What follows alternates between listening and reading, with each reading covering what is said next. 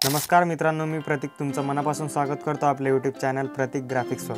तर मित्रांनो, आज आपण या व्हिडिओमध्ये तुम्हाला टेक्स्टला जो शॅडो इफेक्ट आहे तो कशा प्रकारे मारायचा आहे तोच आज आपण या व्हिडिओमध्ये सांगणार आहे आणि ते आपण पिक्सेल लॅब ॲप्लिकेशनमध्ये तुम्हाला टेक्स्ट इफेक्ट तयार करायला शिकवणार आहे। तर व्हिडिओ आजचा खूप इंटरेस्टिंग झालेला आहे, व्हिडिओला शेवटपर्यंत बघा। चॅनलवर नवीन असाल तर आपल्या यूट्यूब चॅनलला सबस्क्राइब करा, कारण आपण अशाच प्रकारच्या बॅनर, व्हिडिओ एडिटिंग आणि टेक्स्ट इफेक्टवरती व्हिडिओ आणत असतो। चला तर मित्रांनो, मग सुरू करूया। अरे एल्विश भाई के आगे कोई बोल सकता है क्या?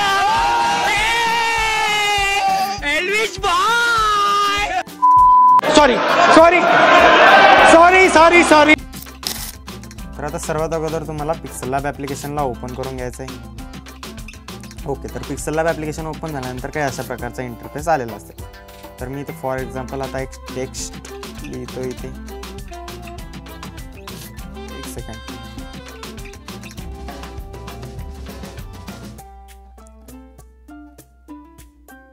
PLP फाईल मधला मी टेक्स्ट कॉपी करून घेतो इथून।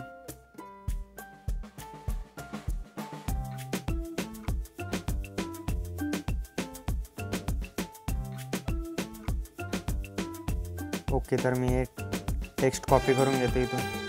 तुम्ही आपलं जे हे आहे आपलं युनिकोड पॅडमधून एकदम कडक एक टेक्स्ट तयार करून घ्यायचं, कॉपी करायचं आणि इथे पेस्ट करायचं। ओके, तर त्यानंतर न्यू टेक्स्ट करून इथे पेस्ट करून घ्यायचं।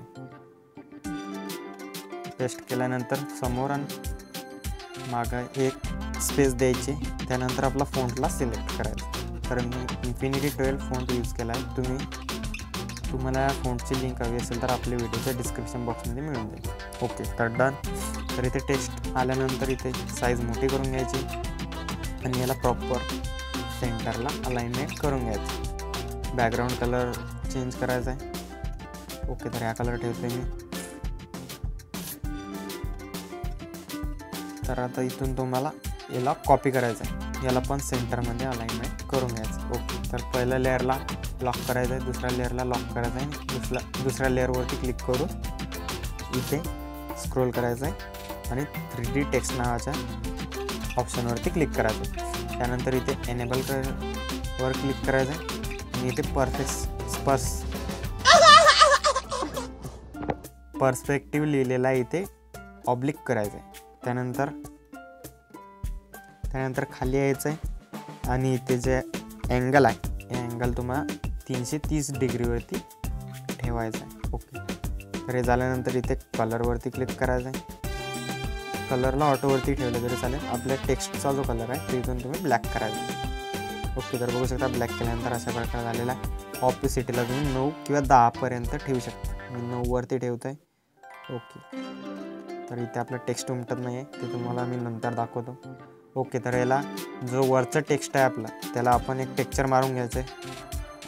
कोणत्या पण कलरचं यूज करू शकता तुम्ही टेक्स्चर। आता इथे येलो कलरचं एक टेक्स्चर मारून घ्यायचं आहे।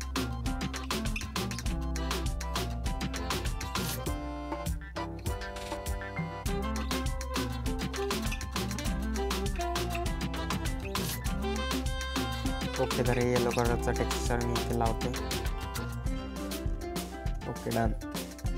तर आता याला थोडासा इनर शॅडो पण देतोय।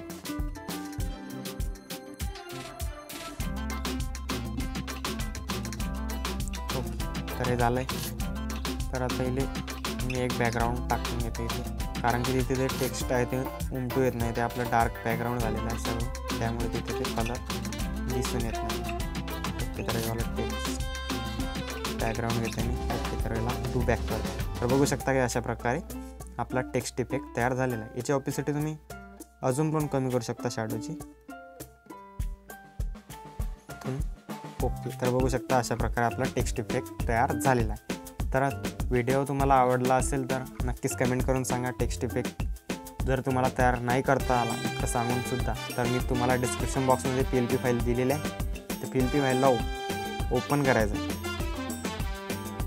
ओके, तर अशा प्रकारे PLP फाईल येईल। तर तुम्हाला सिम्पली काय करायचं आहे, इथून जे खालची लेअर आहे हिला सिलेक्ट करायचं आहे आणि इथे स्टाईलवरती क्लिक करून सेव्हवरती क्लिक करायचं आणि ओके करायचं। त्यानंतर तुम्ही कुठे पण समजा आता नवीन टेक्स्ट घेतला आहे मी, तर इथे मी पेस्ट करते. ओके, तर इथे स्टाईलवरती क्लिक केलं तुम्ही, ब्राउजवरती क्लिक केल्यानंतर तुम्हाला माय स्टाईलवरती क्लिक करायचं आहे आणि इथून तुम्ही हे शॅडो इफेक्ट तयार करू शकता. तर अशा प्रकारे तुम्ही हे तयार करू शकता शॅडो इफेक्ट, आणि हा शॅडो इफेक्ट तुम्ही लावू शकता. ओके, तर आजच्या व्हिडिओमध्ये एवढंच होतं मित्रांनो. भेटू अशा नवीन आणि इंटरेस्टिंग व्हिडिओमध्ये. तोपर्यंत चॅनलवरचे बाकीचे व्हिडिओ बघत राहा आणि एडिटिंग करायला शिका. जय हिंद, जय महाराष्ट्र.